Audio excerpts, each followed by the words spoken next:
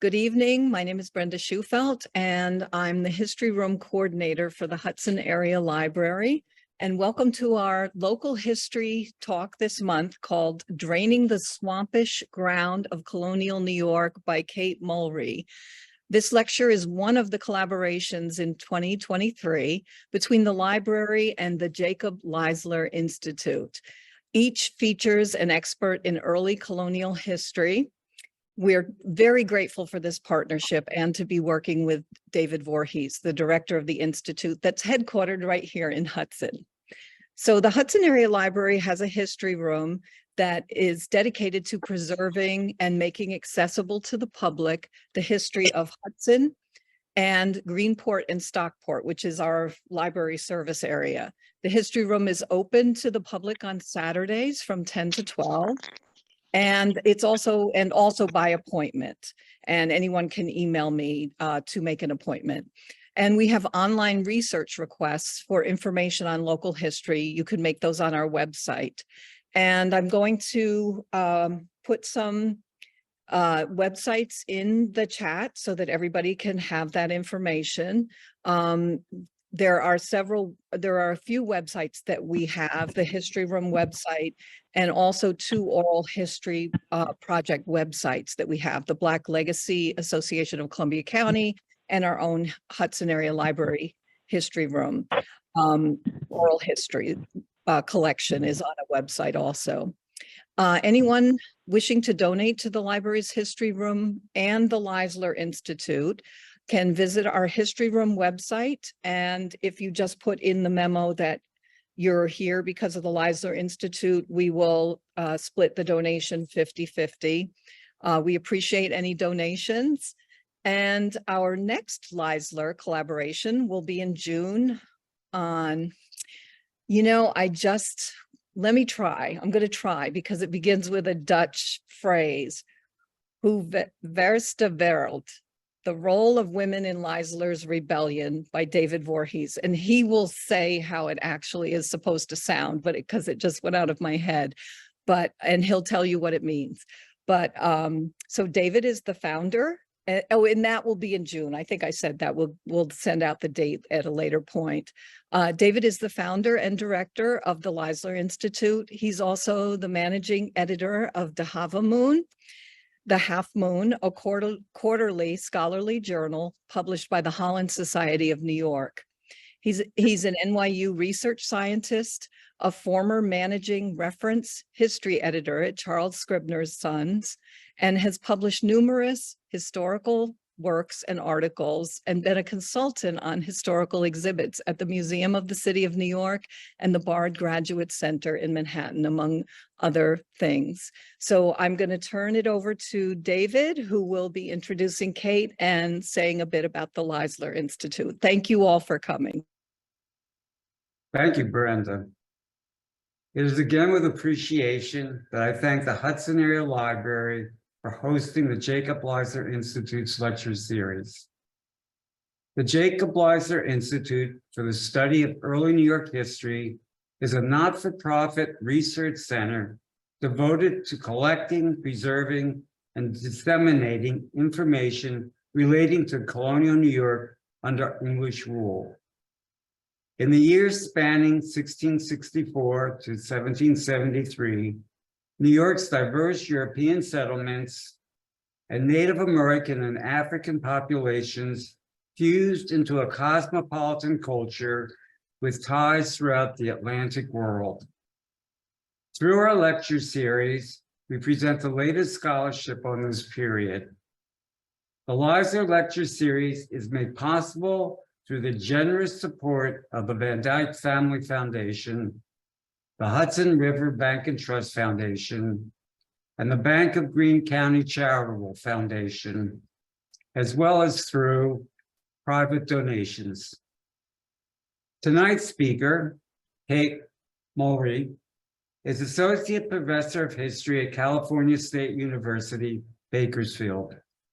Her research focuses on the intersection of environmental history, the history of science and medicine, and state building in the early modern Atlantic world. Her recently published An Empire Transformed, Remolding Bodies and Landscapes in the Restoration Atlantic has received excellent reviews. She currently holds a Before Farm to Table Early Modern Foodways and Cultures Fellowship from the Folger Shakespeare Library, an Eccles Centre Visiting Fellowship at the British Library, and a Research Fellowship at the Consortium for History of Science, Technology, and Medicine. Dr. Mulry, I'm leaving it over to you.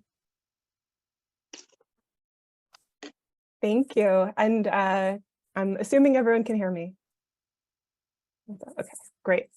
Thank you so much to Brenda and the Hudson Area Library, and to David and Noah and the Jacob Leisler Institute for inviting me to present some of my work today.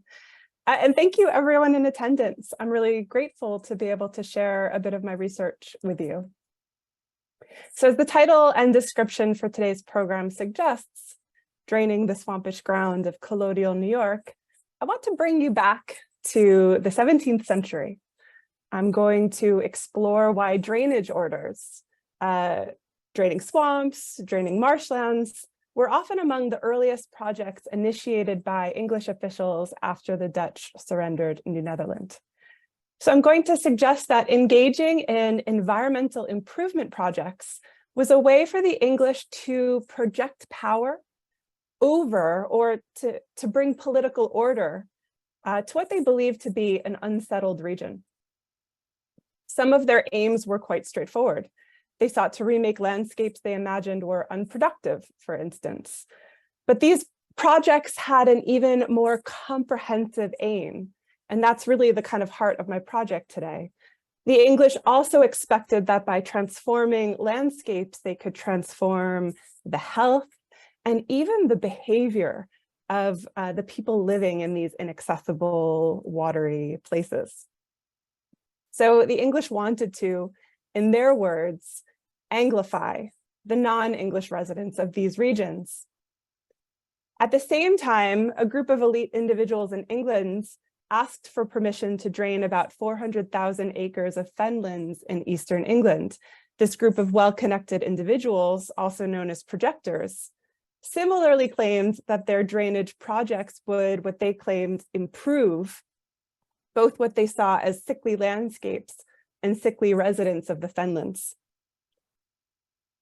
So by looking closely at these drainage projects that were in colonial New York, drainage projects in the fenlands in England, I want to highlight changing ideas about nature, about governance, and about public health in the early modern Atlantic world.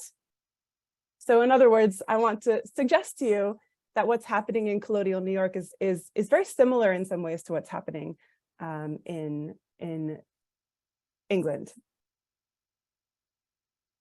Let's see if I can get the slide to work. Yes. So much of the material I'm discussing today is drawn from my book, which David just mentioned, An Empire Transformed.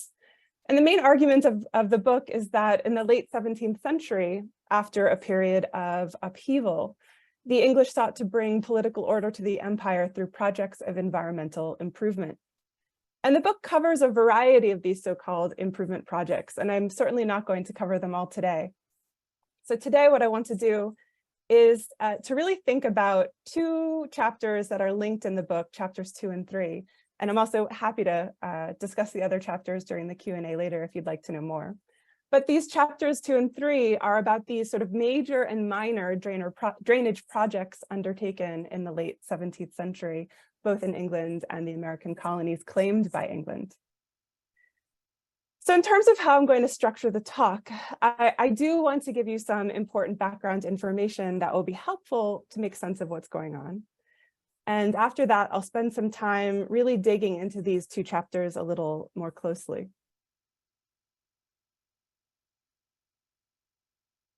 Okay, so in terms of background, the events I'm talking about today follow an extended period of upheaval and uncertainty in English history in the middle decades of the 17th century. There was a civil war in England. the leaders of the group that removed the king, Charles I, from power, including someone named Oliver Cromwell, ended up beheading the king. So there was a period without a king, although Cromwell ultimately named himself the Lord Proprietor of England, which was something very much like a king. But when Cromwell died, it wasn't clear who was going to be the next leader. His son was not an effective leader. So a group of people reached out to Charles II, who had been living in exile during and after the war. So they invited him to return to England. He returned in 1660. And so this is a period called the Restoration because the king was restored to the throne in this period. So one of the things that caught my attention early on in my research for this project was the rhetoric used by English officials to celebrate Charles II's return to the throne. There's a lot of anxiety about how he's going to deal with the aftermath of those years of violence and domestic upheaval. Then there's the added complication that under Cromwell, England had acquired new colonies like Jamaica from the Spanish. And then because of some aggressive expansion in North America, the size of the English empire more or less doubles during the Restoration. So English officials were pretty overwhelmed about how to assert authority and manage the empire. Adding to the confusion was that there were different kinds of colonies. There are charter colonies, proprietary colonies, royal colonies, colonies that are governed differently. And officials wanted to make sense of it all to bring, in their words, uniformity to the empire. It's okay if you can't see this whole slide. We're certainly not going to read the whole thing together, but I wanted to show you one of the documents that I encountered fairly early on in my research that really intrigued me. These concerns about how to gather information, how to regulate the colonies, appear in a number of documents, including this plan, again, that was at the British Library, urging the king to establish some kind of council to regulate foreign plantations. And if you see those bottom lines in particular, it's that they wanted the colonists to understand that the head and center of power was in England. And this council they're imagining later becomes the Lords of Trade and Plantation.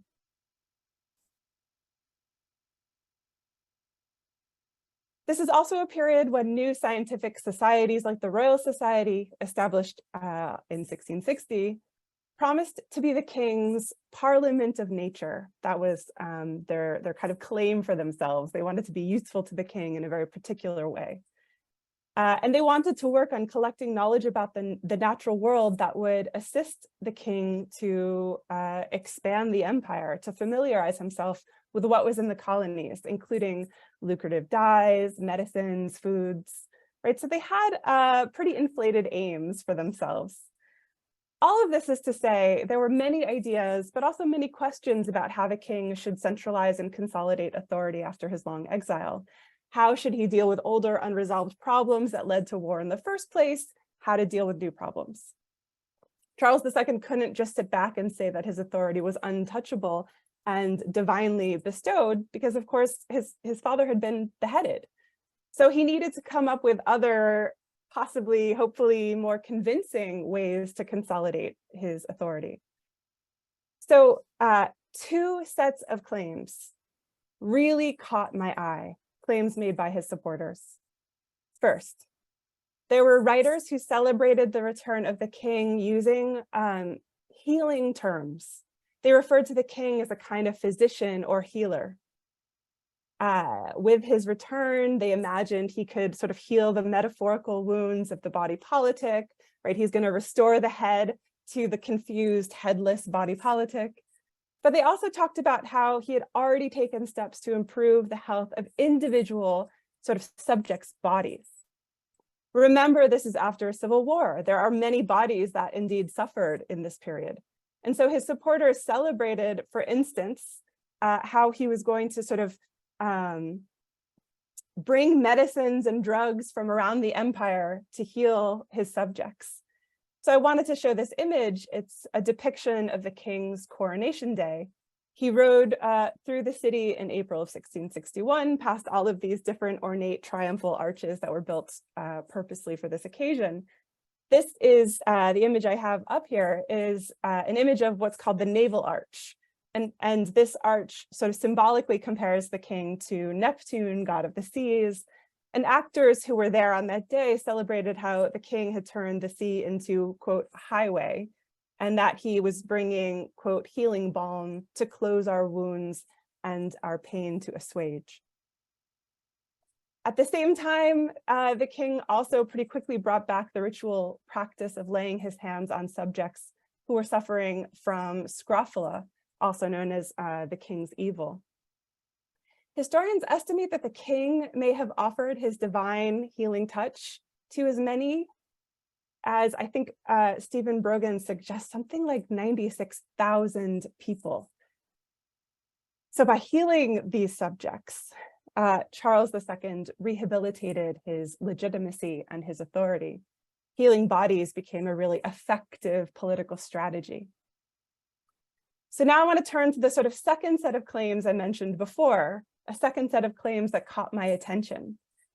Royalists also printed treatises and songs and poems comparing the king to a good gardener, an ideal steward of the nation's lands. They were basically saying that he proved his value as a king by transforming nature for the nation's benefit. His supporters like to talk about him as a, quote, prince of planters, or a good gardener who cultivated England's nature and like pulled out its unruly weeds. So another way he could establish the basis of his authority and hopefully avoid also having his head cut off was to claim that he could skillfully manage the nation's nature.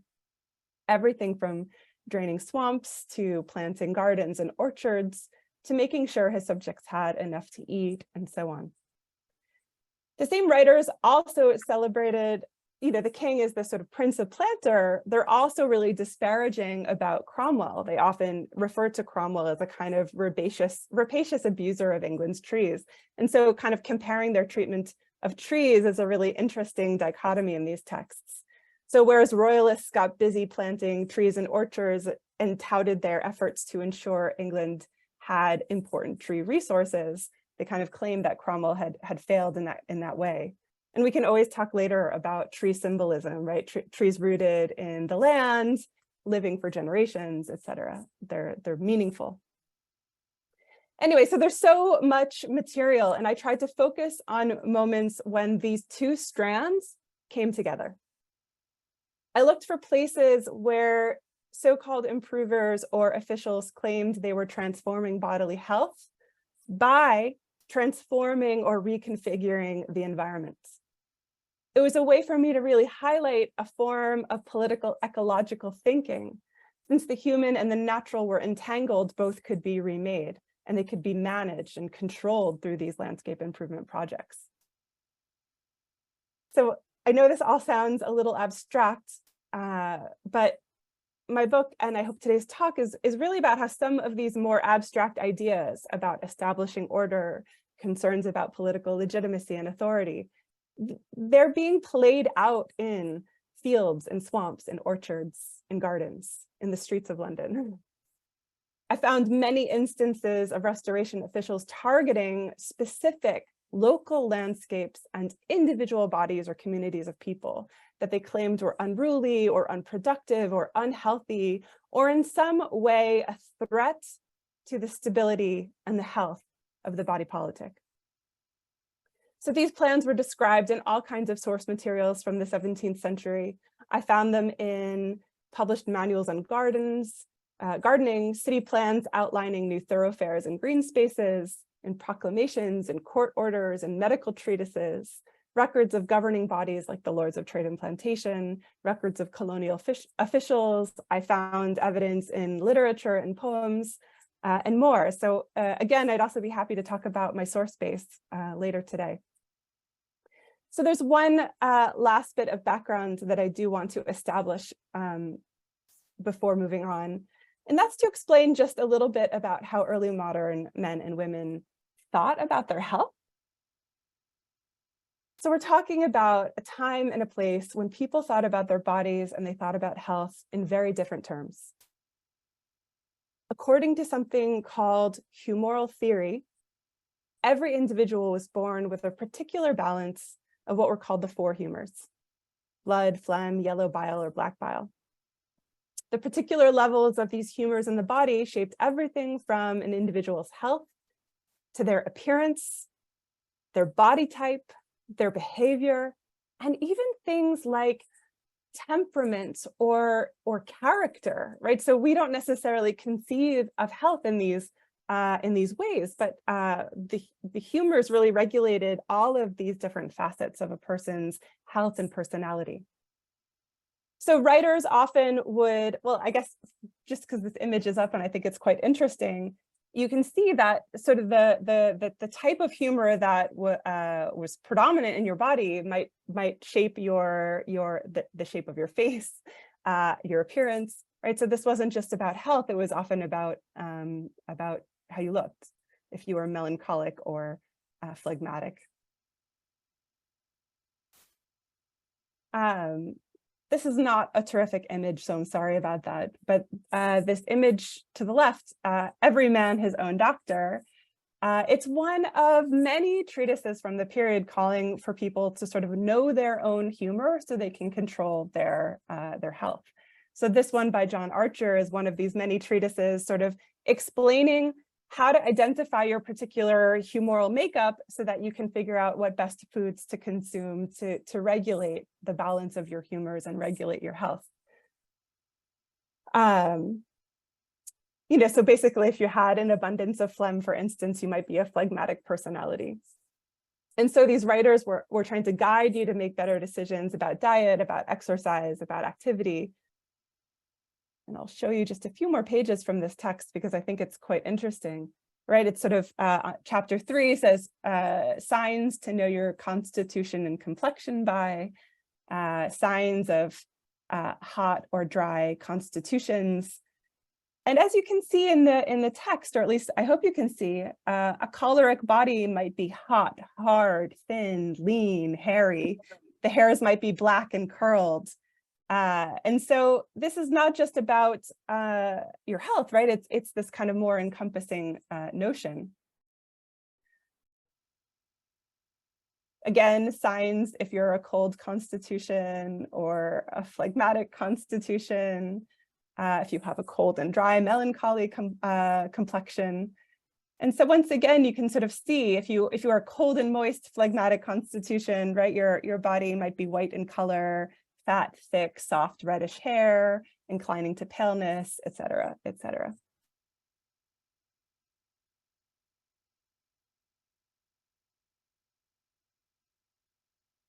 So even though people were born with a particular humoral balance, daily life kind of continued to shape that balance of their humors in all kinds of ways.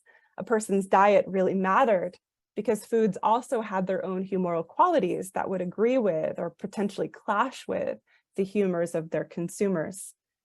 So what's very important and particularly relevant to what I'm talking about today is that the humors were also deeply affected by environmental influences. The climate or the quality of the air, for instance, could affect your health. It could affect it had immense power to shape your appearance, your health, your behavior. And so really this is at the very heart of my book, this belief that people's health and behaviors, their identities were deeply linked, really connected to a particular place. Place matters. So what you eat, the air you breathe, the stars you live under, the soil that grows your food, right? All of these are potential impacts on your health, on porous humoral bodies. So people are trying to keep their humors in balance, to keep ill health at bay on a daily basis. But what happens to that balance when someone relocates to a new place in the empire, for instance? New airs, new foods might totally transform a body, or at least have the potential to.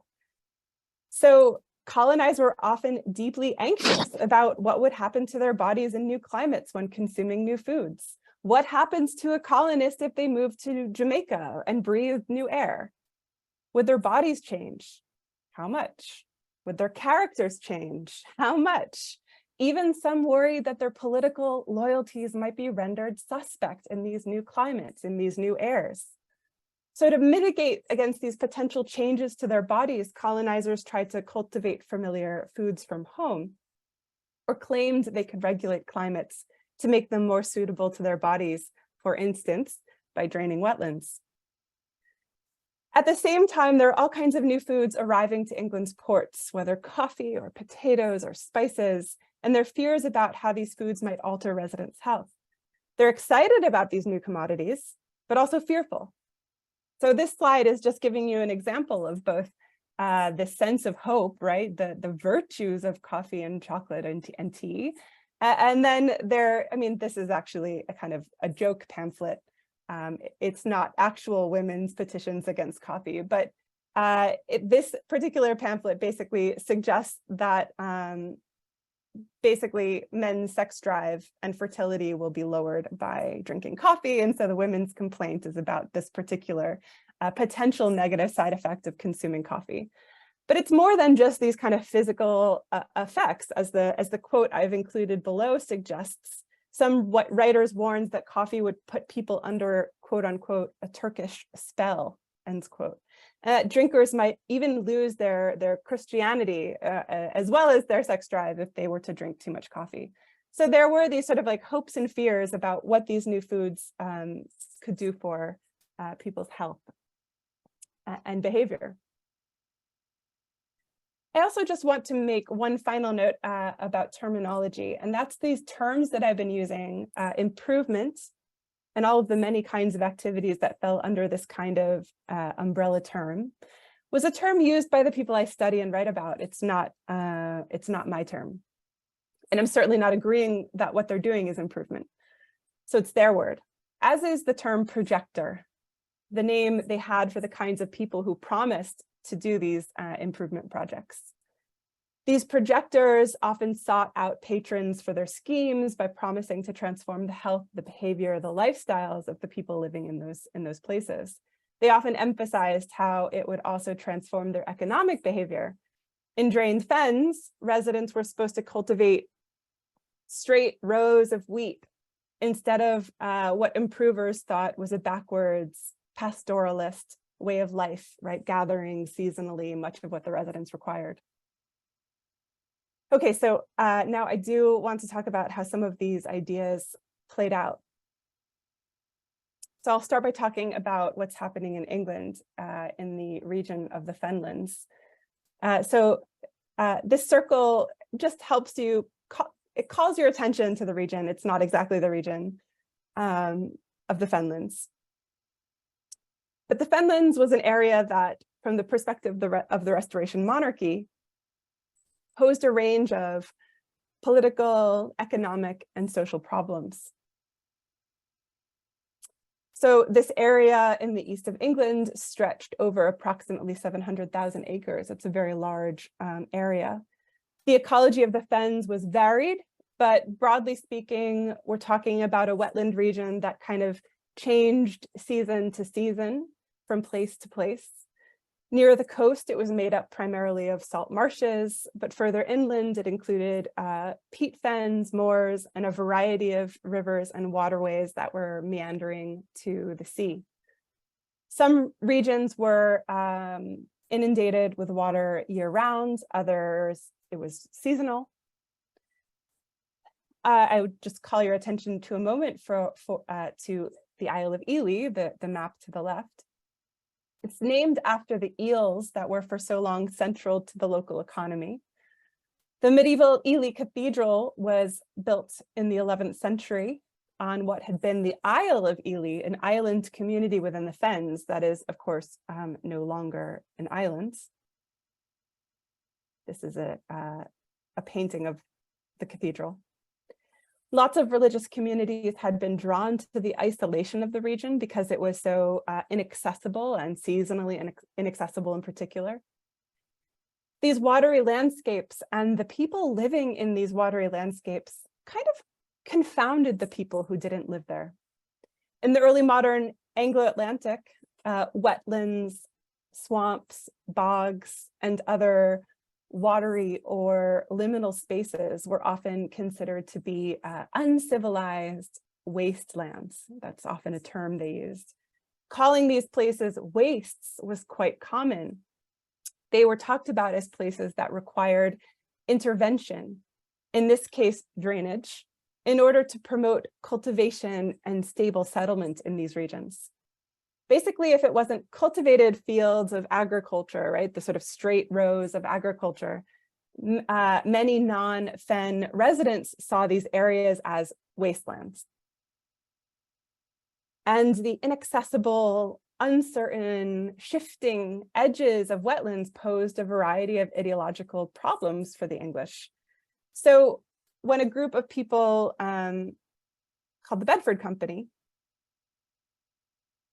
Level Company, reformed after the Restoration and promised the Crown they would finally successfully drain the nearly 350,000 acres of the Great Level, they garnered a lot of support for their efforts. And they later celebrated their successes in texts, and they talked about how much their work was benefiting the nation.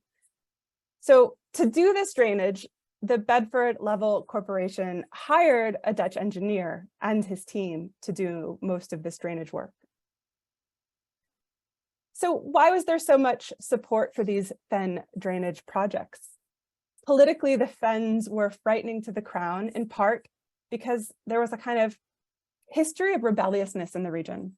Oliver Cromwell, who we discussed before, he was a native of the region and had defended Fenlanders' rights in the 1630s against the Crown and earlier drainage efforts. So residents later rioted and tore down drainage works.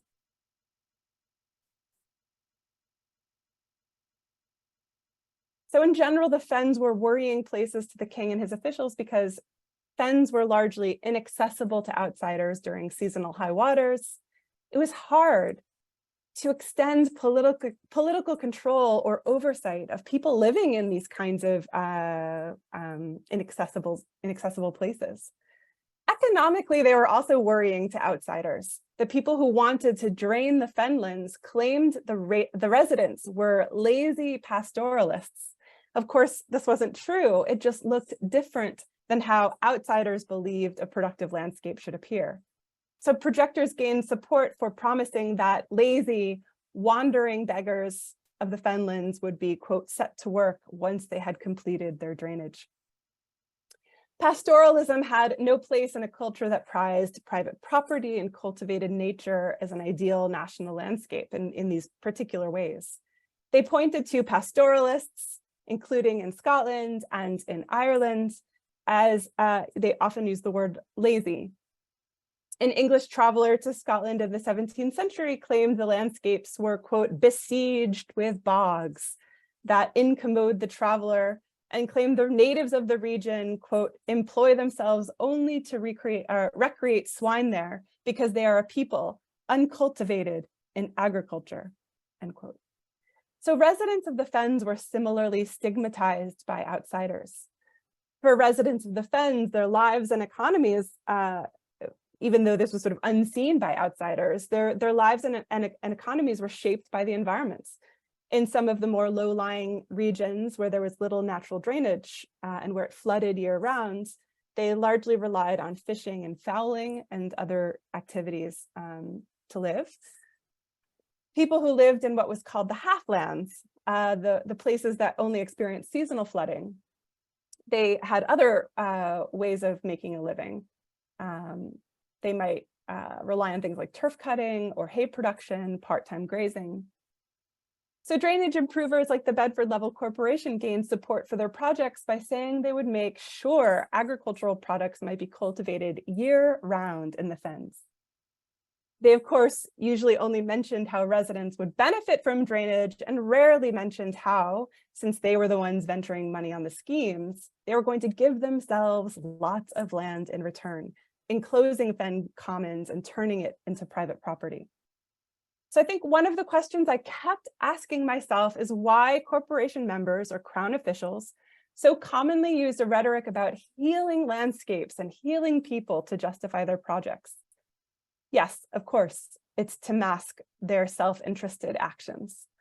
But there are so many possible ways to hide private gain behind claims of public benefit. So why choose this particular narrative again and again? And really, they made pretty awful claims about residents of the fens. They wrote about them in really dehumanizing ways. They claimed residents were pale, sickly, kind of web-footed creatures of the fenlands. And they were sick because of the stinking vapors, or what they called miasmas that were hovering over the fens. And probably there are historians who have suggested that they were likely suffering from malaria, which of course basically means bad air, right? So this idea that the air above places like this were stagnant and miasmatic and resulted in things like malaria, you know, they were sort of a people apart, in part because of the way their bodies reacted to the landscapes they lived in. One writer claimed that the residents of the fens were dull, heavy, and subject to many infirmities. Another wrote that fen residents, and now I'm citing one of the pieces on the slide here, that fen residents had a turfy scent and that they had souls made of sedge, which was basically a kind of grass that grows in wetlands, and wrote that the residents' hearts were tough like hides. And so kind of comparing them to animals, and then going on to say that they had dull wits. The travel journal written by someone named Lieutenant Hammond was particularly cruel. He compared residents to hogs and then wrote something quite terrible. If this is what the men are like, imagine what the women are like. So all of these different authors were basically saying that residents of the fens were so different, so sickly, they lacked an awareness of what would make them healthy. And so the corporation members basically kind of presented themselves as like heroically going in and draining the fenlands to help these sort of sickly residents, that they were well positioned to make these sort of drainage decisions for them. I also want to make the point that projectors also talked about the land itself is unhealthy.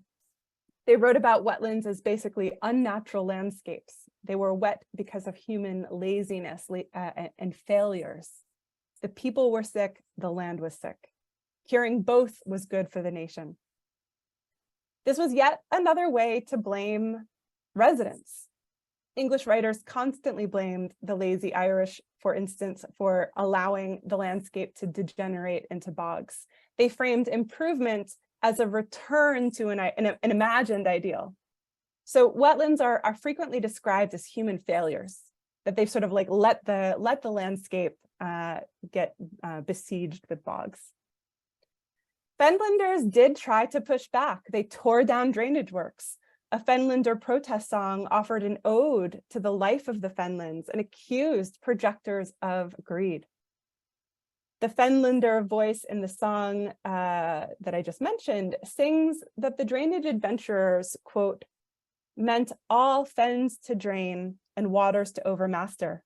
And once the land was dry, then we must die, 'cause Essex cows want pasture. And so this singer kind of accuses the corporation of valuing grazing rights and cows above the rights of the men and women and children of the fenlands. Of course, these wetlands ultimately were hard to control. After draining, the peat would shrink and you had to then drain more and more and more. And so catastrophic flooding continued through the 20th century. And so even though the Bedford Level Corporation celebrated its achievements and claimed they had done their work, we can really question their narrative. So this is a period of time when, as I mentioned before, the king and his officials weren't only concerned about imposing order on places and people they worried were unruly or unmanageable within England. They also are looking around the colonies and planning to enact some of these projects, these so-called improvement projects in the colonies, and they often voiced very similar complaints about unhealthy, unruly people and places to gain support for their projects. One of the things I'm suggesting today is that there was a shared language. Colonial officials had many of the same concerns about wetland dwellers. And so we can track continuities between how people talked about wetland improvement projects in England and drainage projects in the colonies. So I think by broadening our view, we can really see how we can't understand these improvement projects in isolation, and we can't just assume they were only happening in England.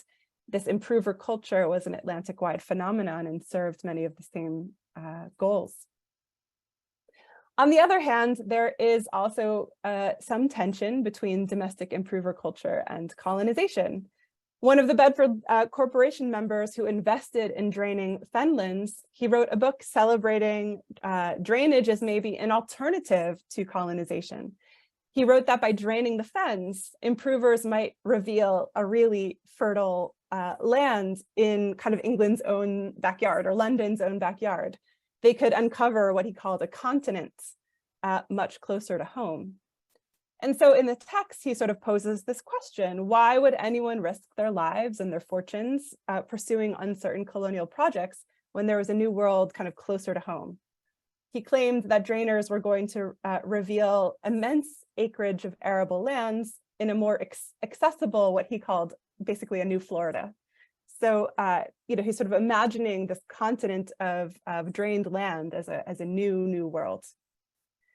Other projectors claimed that by processing sugar out of apples grown in these newly uncovered lands, they could, quote, turn England into Barbados, end quote.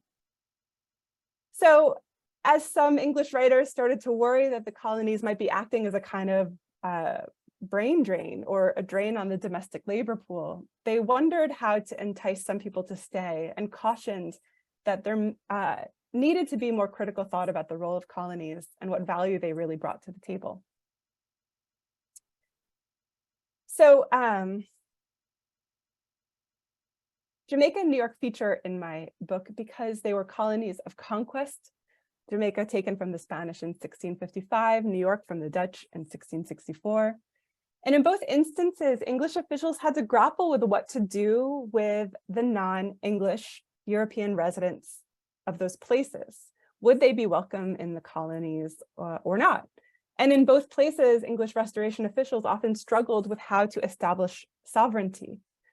There was often a lot of confusion. In Jamaica, for instance, for almost 15 years, there was a kind of continued debate about whether or not the island was useful or just a financial drain on England. And rumors that Spain would retake the island swirled the whole time. So there was, it was really quite unsettled for a stretch of time.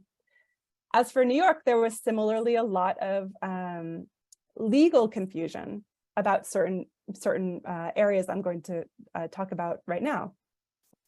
Confusion about the legal status of the varied colonists of European descent. And I should note, when I say New York, I'm talking about the Duke of York's original grant that stretched from the St. Lawrence River all the way down to the Delaware Bay, including what became New York, New Jersey, parts of Maine, Martha's Vineyard, and Nantucket. So it's not following the bounds of today's New York. Several of the communities I discuss in my book were settlements on the western bank of the Delaware River. And that resulted in a lot of confusion because technically the Duke of York's grant only extended to the river's eastern banks. And so Newcastle, for instance, a community I discussed at length, was on the western side. In fact, many Dutch, Swedish, Finnish, English inhabitants lived on the western side. They were residents of former colonies of New Netherland, New Sweden, New Amstel. And so there was confusion about how to lay claim to places with overlapping claims or people who lived just on the other side of the river where a claim ended. I had a kind of aha moment when I was researching this chapter. I was particularly intrigued by a letter to the governor of what became West New Jersey, saying that it had been to the governor's advantage that most of the Dutch, Swedish, Finnish residents of the region had lived on the other side of the river. That way, the governor didn't have to fight with any of them, didn't have to displace or remove any of them, didn't have to, in his, I think, really evocative words, he didn't have to new mold any of them. So this idea of of new molding or remolding really fascinated me. It seemed to suggest something really hands-on, something really tactile. I was interested in the idea that controlling non-English inhabitants of a colony might require something a source referred to as new molding. Like what did that mean exactly? There's a range of things I think this could mean. So it suggested that some people were malleable, some places were malleable, might be remade, remolded, and then maybe welcome within the empire. It's also, of course, what inspired the title of my book. So at first glance, it might seem like the ongoing fen drainage projects in Eastern England, which was, as far as I've, as I've discussed, it's a really massive project, that it's on such a different scale from some of the drainage works I'd like to discuss along the Delaware River and the Hudson River. And it might not make sense to pair them together, but I would argue there are many important parallels. Many of the claims made by drainage supporters in colonial New York echoed claims being made in England about the benefits of drainage to Fenland, the Fenland residents. On the other hand, it's also important to establish that there were also unique North American contexts. Officials wrote anxiously about swamps, as the historian Jill Lepore has discussed, as quote unquote habitations of cruelty and sites of Native American refuge. Colonizers' anxiety about swamps and wetlands brought together lots of different intellectual threads. Charles Woolley, a minister who lived in New York from 1678 to 1680, he claimed that natives' quote, way of fighting is upon swamps, bogs, and quagmires, in skulking ambushes beyond trees and in thickets, end quote. And so the colonial officials writing legislation about drainage were both kind of carrying these cultural notions about wetlands with them across the Atlantic, but then they're also faced with kind of reconfigured ideas about the kinds of people who live or find refuge in swamps and bogs and quagmires in the colonial context.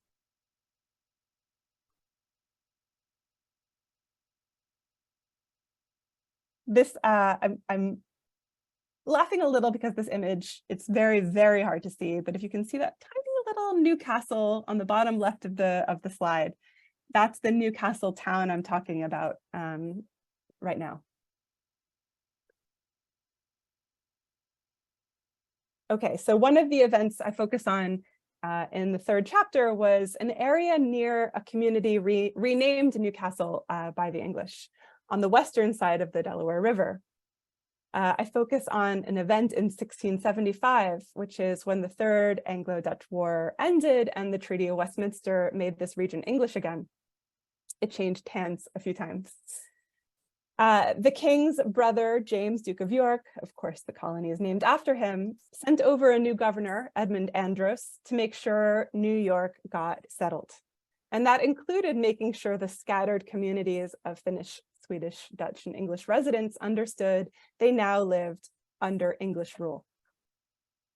What interested me is that during one of his first visits to the area, Andros talked about the importance of engaging in drainage works. It was one of his priorities.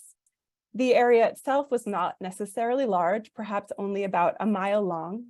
So like I said, not on the scale of fen drainage, but he talked about how ditch and drainage works would make it easier for residents and new colonial officials to travel from settlement to settlement in the area. These drainage projects, coupled with other orders to improve roads and build bridges, were designed to make it easier to travel and communicate with these out-of-the-way communities. Andros is coming from Manhattan, so for him, it was an out-of-the-way community.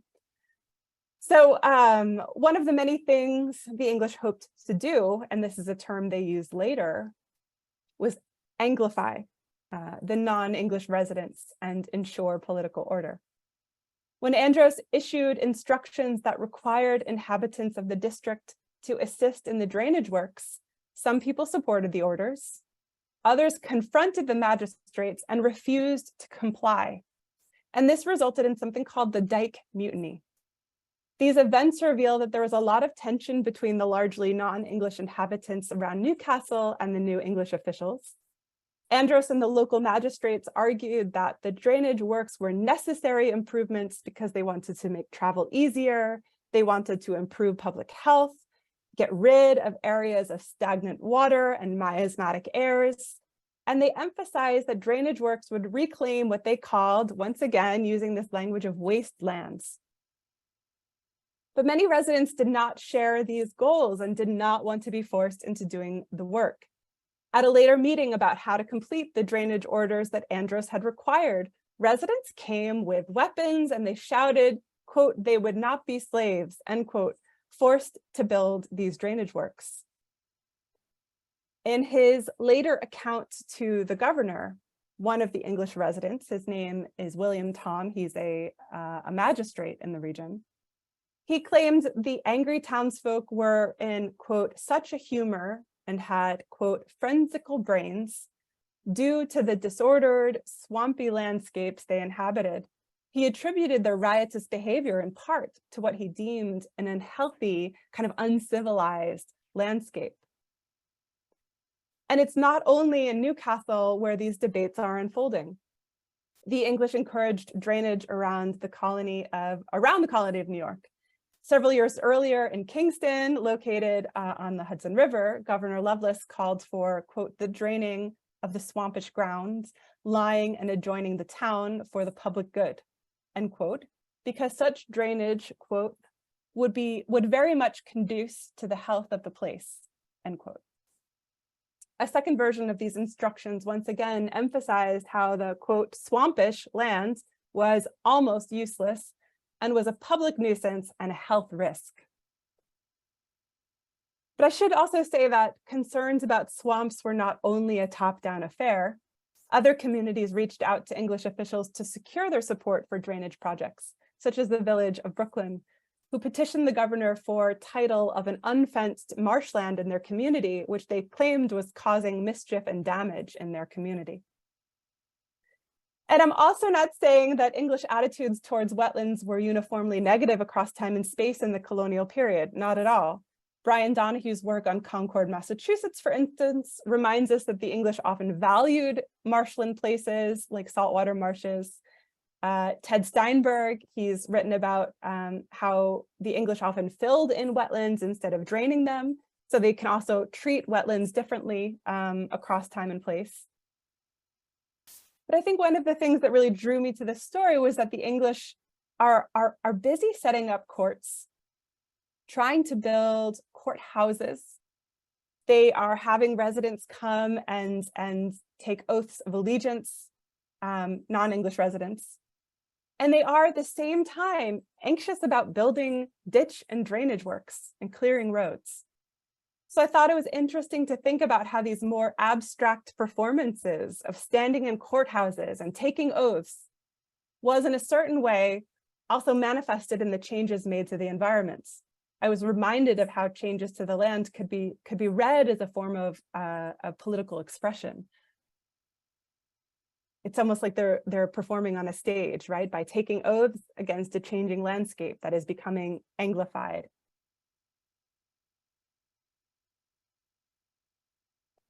As I mentioned before, and I want to highlight again, English colonists regularly associated swamps with indigenous inhabitants.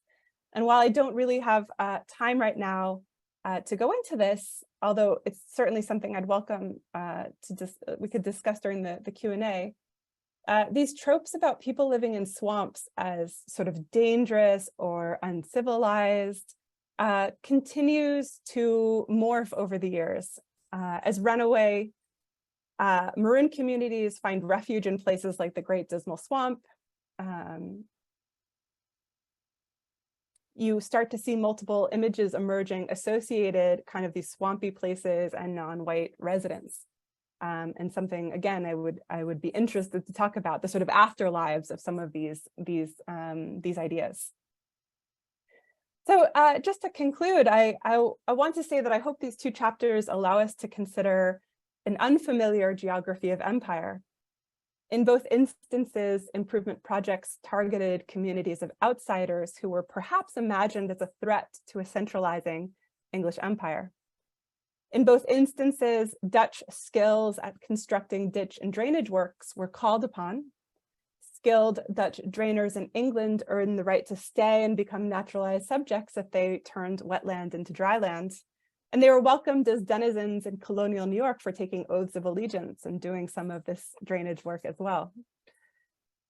So as officials debated how best to govern a topographically and jurisdictionally diverse empire, they discussed what governments owed their subjects, what subjects owed their governments, and they often chose to act by transforming local environments. So as a would-be healer of bodies and an improver of landscapes, the king could offer new justifications for his rule, naturalize his sovereignty in these innovative ways. Through projects that manipulated the environment, Charles II and his advisors sought to connect distant, scattered settlements and people into a stable, governable, and healthy polity during an era of imperial expansion and reorganization.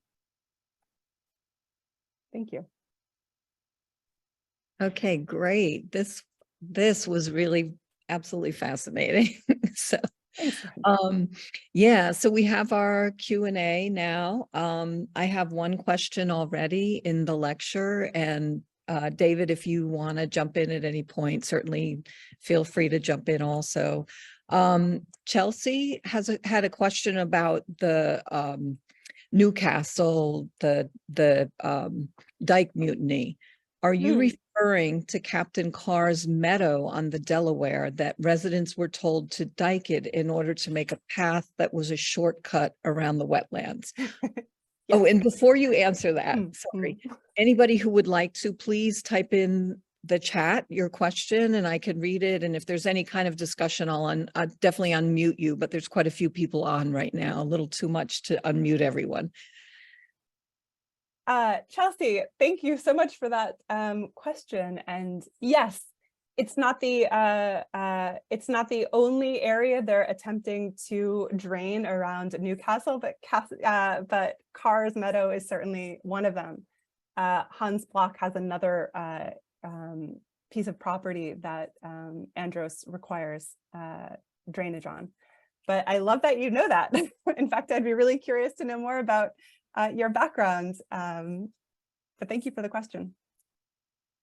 So I did ask her, I've asked her to unmute. I don't know if it's working. Are you able to unmute, Chelsea?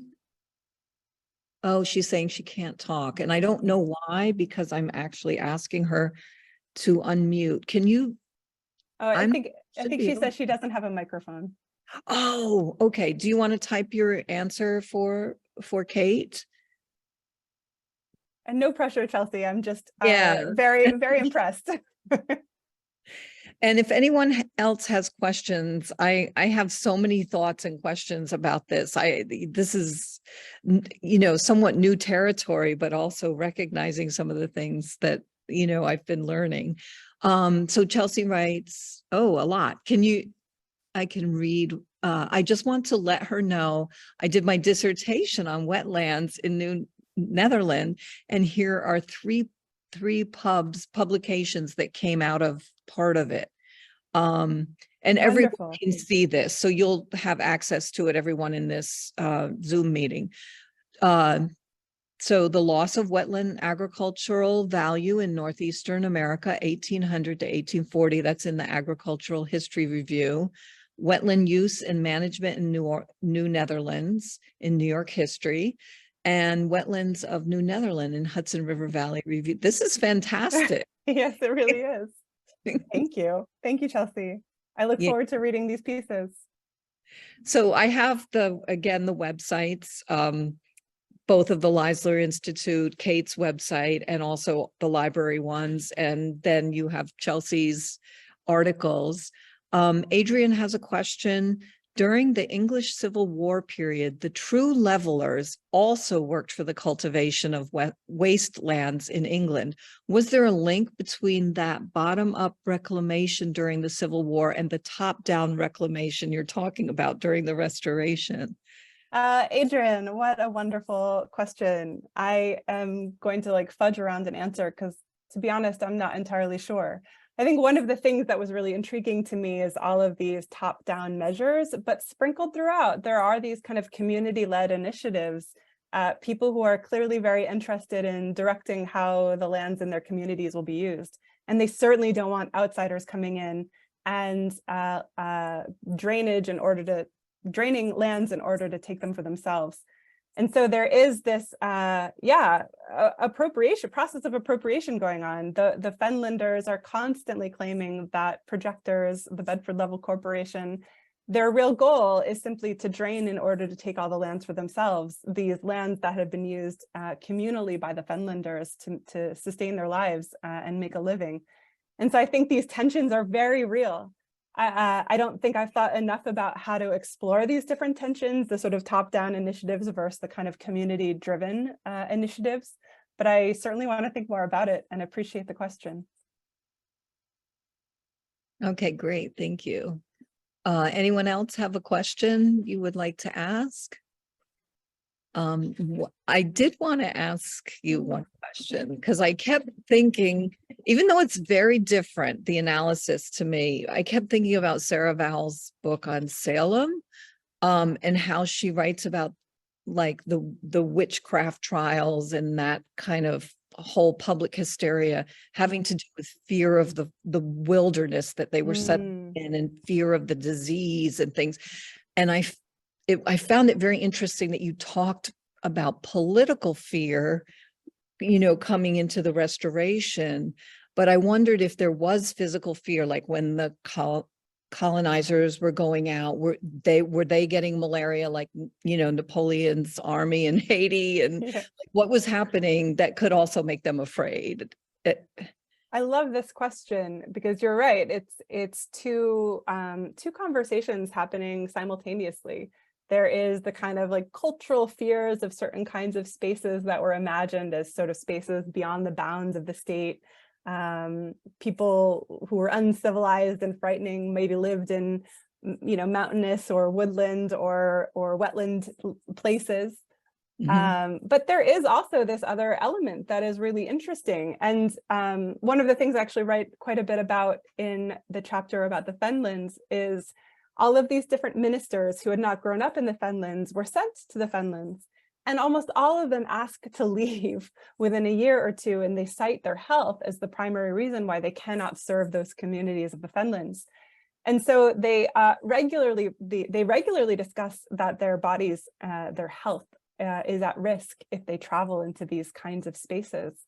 And so, yeah, this was a real and active fear. And you do suffer from, one of the things that intrigued me, and I of course didn't have time to talk about, is the number of people who write about suffering from mosquitoes and swarms of other insects when they live in these kind of marshy, wetlands, fenlands, boggy, swampy worlds. And so, yeah, your body is very vulnerable when you end up living in these kinds of spaces. And I think particularly for those who grew up outside of these kind of wetland places, these landscapes posed all kinds of troubling problems, as well as real health risks. And so it's the kind of the cultural as well as the physical fear. Okay, thank you. Ryan writes, do you have more specific examples in the Hudson Valley region of reclamation/drainage initiatives, or more information about the Kingston case, or maybe both? Yeah, so I think one of the best places to look for this would be in like Charles Gehring or Peter Christoph is the editor. They're New York historical manuscripts. And what's really wonderful is if you don't speak or read Dutch, you can get the wonderful translation. And so what I basically did was sort of pour through these documents and looked for all of these different drainage orders. And so if you'd like to read them for yourself, I got both cases from these New York historical manuscripts that are in published form and readily accessible, I'm sure, at your local library. And so I don't have like a specific kind of page number in mind at the moment, but I think you could probably word search to find these cases. I tried to choose some of the more kind of convincing ones for today, the ones that are very explicit about talking about the public health element, but drainage and thinking about drainage and wetland as a kind of place that required intervention is something driving a lot of this work.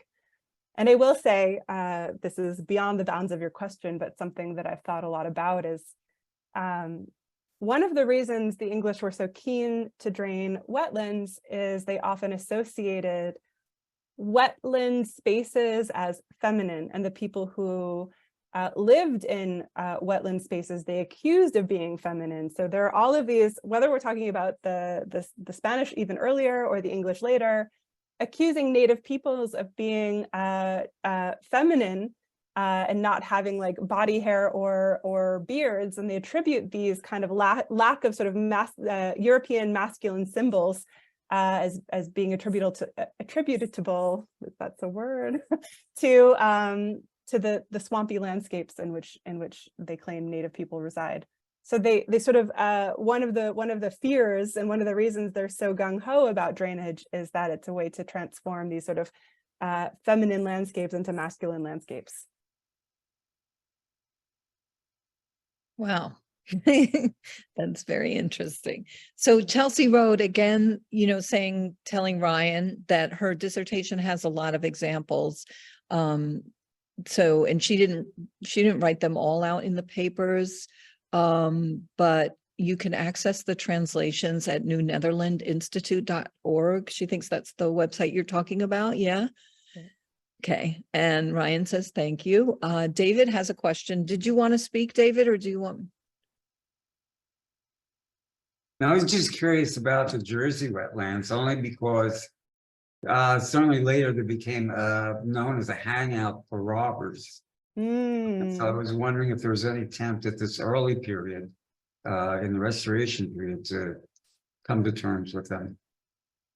I wish I had a better answer for you, and maybe Chelsea does, but I don't know much about how they were attempting to deal with the wetlands. I would say they probably had a very similar attitude. Whenever I encounter the English talking about wetlands, they're often doing it in these really anxious ways. Not always. Like I said, there are clearly certain kinds of places that are really valued potentially economically, like those saltland marshes. And these kind of wetland spaces can certainly serve important purposes. But by and large, when I've encountered references to wetlands, whether domestically or in the colonies, there's a lot of anxiety about health and about the kinds of people who live in these landscapes. I mean, I think another interesting thing to me is by making these claims, by saying that somehow wetlands were a failure to be a good steward of the landscape, and they often frame kind of bogs or swamps in these ways, right, in order to say like the Scottish or the Irish or the Native people were somehow failing and letting what was dry land degenerate into something that's wet. It's a way of basically accusing them of not being kind of good, ideal stewards of the land, and therefore to justify their imperial projects by saying that they, the English, would step in and become these sort of ideal drainers who would turn uncivilized wetland places into sort of civilized masculine agricultural landscapes. And so I do think it's often used, not just that they're afraid of the wetlands, but it's used as a kind of justification for empire building. Interesting. Now, I know during the Leisler period, there is accusations that a lot of anti-Leislerians are heading over to that area of New Jersey, and I'm just sort of curious of. Right. I mean, this is something that certainly is a discourse. Like I said, I've seen elsewhere, bogs in Ireland or bogs in Scotland is cited as being sort of places of refuge for outlaws. And so this idea that sort of people flee to the wetlands as a yeah, a refuge is, I think, pretty commonplace around the Atlantic world. Thank you. Thank you.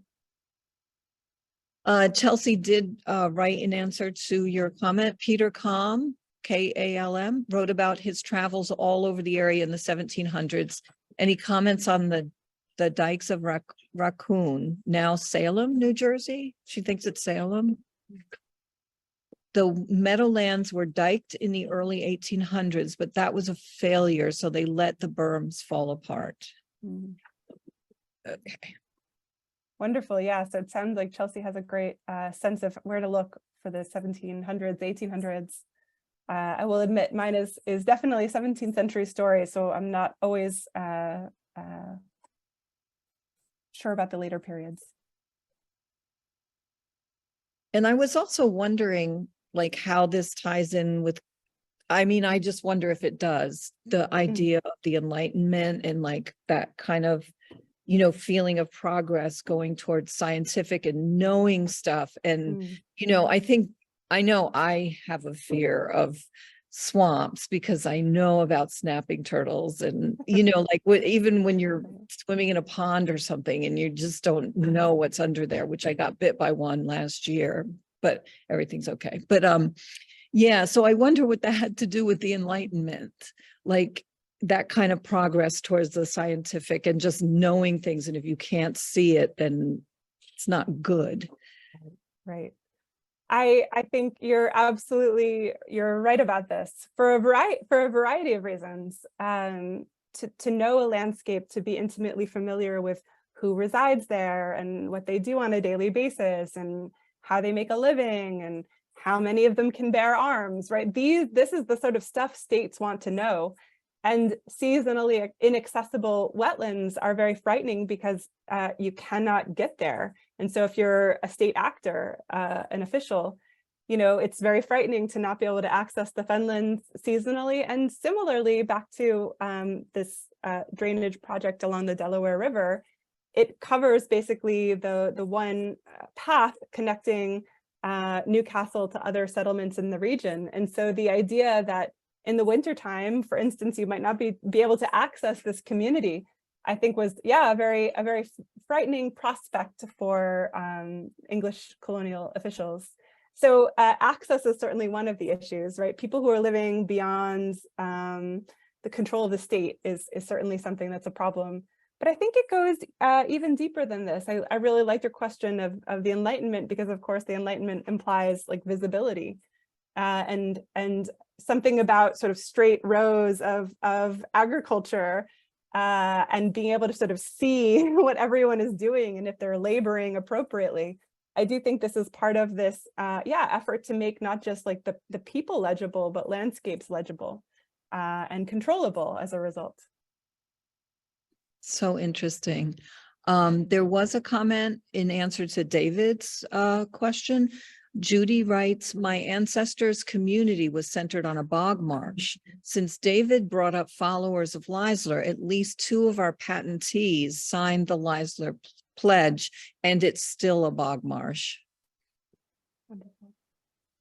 And Daniel writes, Manhattan Island had numerous tidal and freshwater rivers and streams. Why do you think New Amsterdam did not get navigation canals like Old Amsterdam? There is not one I can think of besides the Harlem Ship Canal, and that was not until the end of the 19th century. Thank you. Sorry, I'm trying to, this was a long question. Manhattan Island. So I'm gonna read it maybe so I can. Yeah, sorry, it's a lot.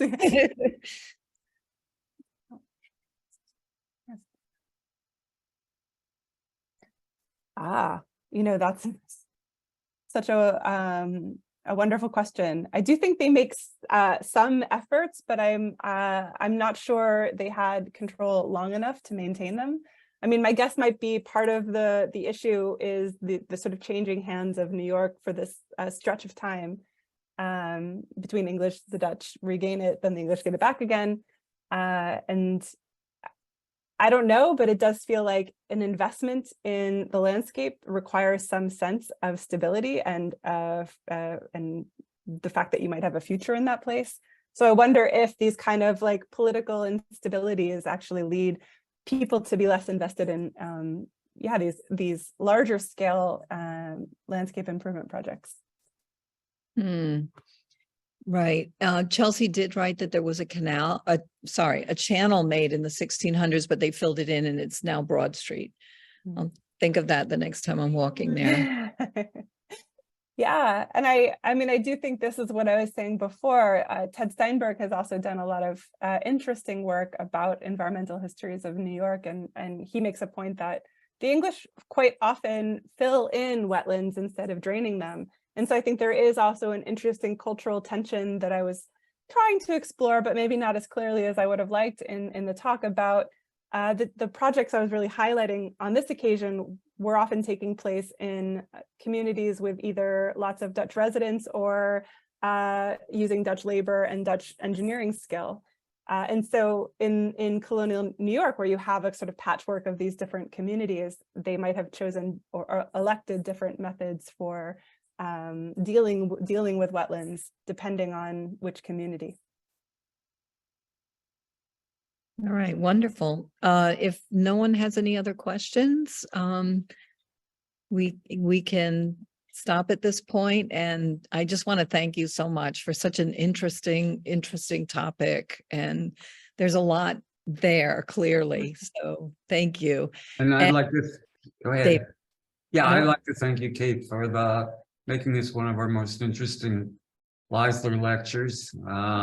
There's a lot to think about, a lot of new information, and really appreciate your work and your participation. Thank you. Thank you. Thank you, everyone, for the wonderful questions. I really enjoyed this conversation. Great. Thank you again. And for those people who are local, we do have an opening reception for our new exhibition on Spout, which was an urban renewal initiative to save downtown called Society to Promote Our Unique Town. That will be, which we have a unique town, that will be Thursday, May 11th at 6 p.m. at the library. And we will get you the information on David's lecture coming up in June. So Kate, again, thank you so much. This was absolutely wonderful. Good night, everyone. Good night.